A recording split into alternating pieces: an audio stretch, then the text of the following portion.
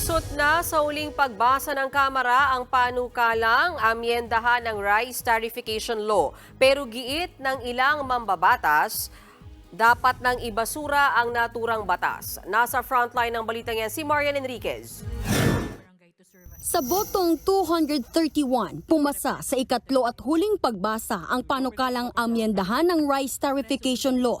3 lang ang tumutol habang isa ang nag-abstain o hindi bumoto.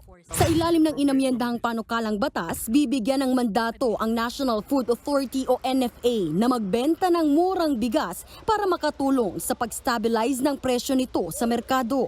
Pero yan ay kapag nagdeklara lang ng emergency ang kalihim ng Department of Agriculture sa pamamagitan ng rekomendasyon ng National at Local Price Coordinating Council.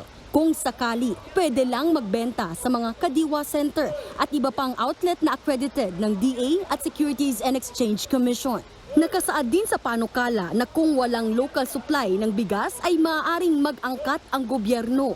Pero hindi kumbinsido rito ang Makabayan Bloc na tumutol sa panukala. Nalulugi raw kasi ang mga lokal na magsasaka dahil sa patuloy na pagtangkilik sa imported na bigas. Kahit nga raw madalas ang pag-aangkat, mataas pa rin ang presyo ng bigas sa merkado na umabot na ngayon sa 56 hanggang 60 pesos kada kilo.